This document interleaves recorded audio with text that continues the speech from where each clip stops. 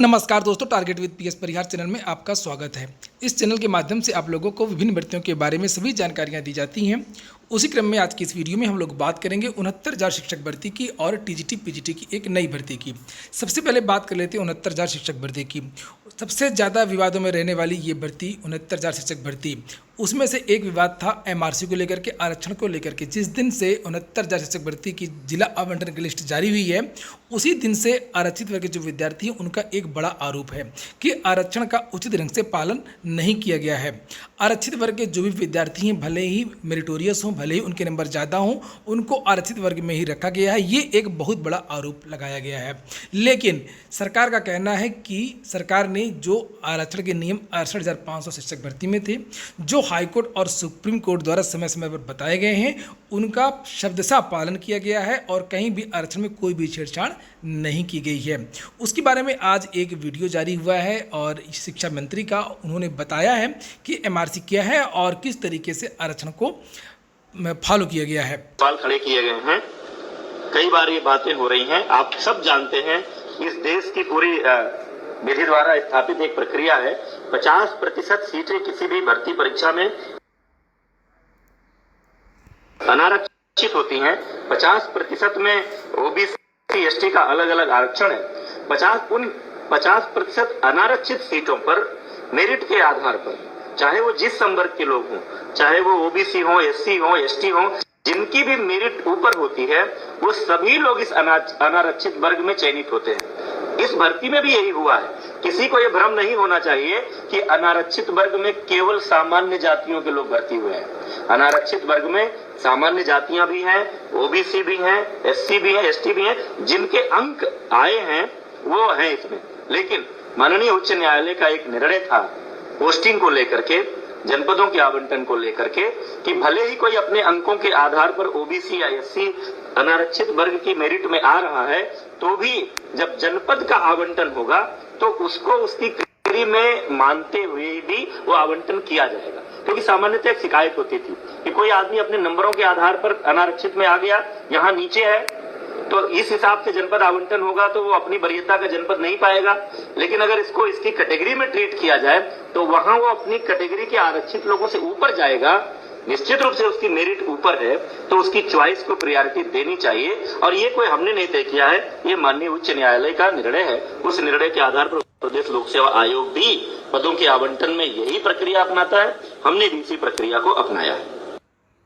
तो ये आपने सुना शिक्षा मंत्री को, और शिक्षा मंत्री ने बयान दिया है कि आरक्षण के उन्हीं नियमों का पालन किया गया है जो हाईकोर्ट और सुप्रीम कोर्ट के द्वारा बताए गए हैं और आरक्षण में कोई भी दखलंदाजी सरकार की तरफ से नहीं है। और बहुत सारे ऐसे भी विद्यार्थी हैं जो सामान्य वर्ग में चयनित हुए हैं। इसके बाद में अब बात कर लेते हैं रिटन सबमिशन की।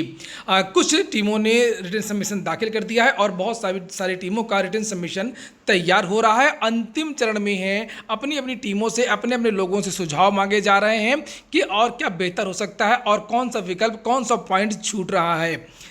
संयुक्त लीगल टीम के जो अधिवक्ता थे केवी विश्वनाथ, उनका रिटन सबमिशन दाखिल हो गया है और बाकी जो अधिवक्ता हैं उनका रिटन सबमिशन कल तक दाखिल हो जाएगा। और इसके बाद अब अगली सूचना है वो बीएड एंट्रेंस एग्जाम की। बीएड के लिए फिर से एक नोटिस जारी हुई है लखनऊ विश्वविद्यालय के द्वारा और अब यह तय हो गया है कि बीएड का एंट्रेंस एग्जाम 9 अगस्त को होगा। अगर कुछ बहुत ज़्यादा बदलाव नहीं हुआ, कुछ और चीज़ें नहीं घटित हुई, तो बीएड का जो एग्ज़ाम है वो 9 अगस्त को हो सकता है। इसके लिए लखनऊ यूनिवर्सिटी ने पूरी तैयारी कर ली है और एक प्रेस विज्ञप्ति भी जारी हुई है।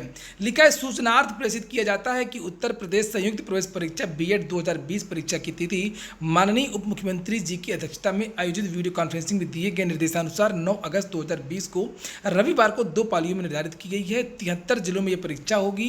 4,31,904 विद्यार्थी इसमें भाग ले सकते हैं और किसी भी प्राइवेट कॉलेज को इसमें परीक्षा केंद्र नहीं बनाया गया है।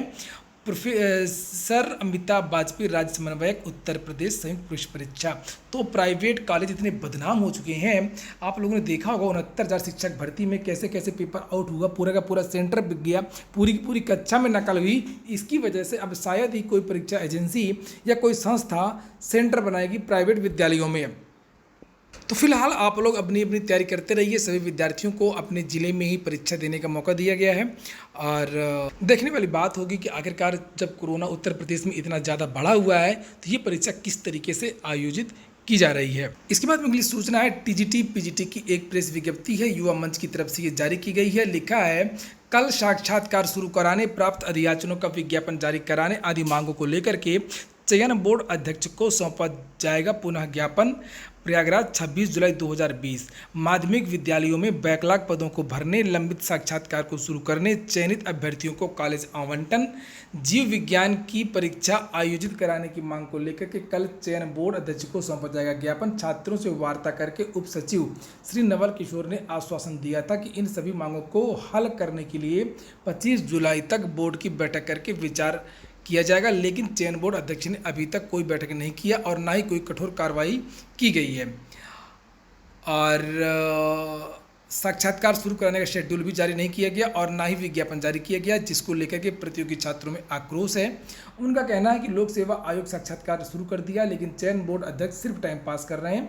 छात्रों ने चयन बोर्ड व योगी सरकार को चेतावनी दी है कि अगर टाल मटोल जारी रहा तो इसके गंभीर परिणाम भुगतने होंगे। इसके साथ ही यह ऐलान किया गया कि 40,000 पदों के अधियाचन पर विज्ञापन, लंबित साक्षात्कार को शुरू करने, चयनित अभ्यर्थियों कॉलेज आवंटन आदि की मांगों पर त्वरित कार्रवाई न करने से मानसिक उत्पीड़न झेल रहे छात्रों ने निर्णय लिया कि 27 जुलाई को चयन बोर्ड अध्यक्ष को पुनः ज्ञापन सौंपकर यथाशीघ्र प्रक्रिया में तेजी लाने की गुहार लगाई जाएगी।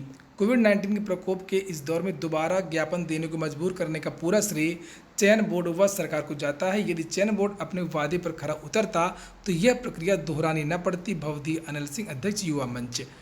तो कल विभिन्न मांगों को लेकर के उत्तर प्रदेश माध्यमिक शिक्षा सेवा चयन बोर्ड में ज्ञापन देंगे ये विद्यार्थी। और चूंकि पिछली बार तो मैं भी था, मैंने आप लोगों को बताया था और ये कहा गया था नवल किशोर की तरफ से कि इसके लिए बहुत जल्द एक मीटिंग होगी और ये कार्य आगे बढ़ेंगे, लेकिन हुआ कुछ भी नहीं।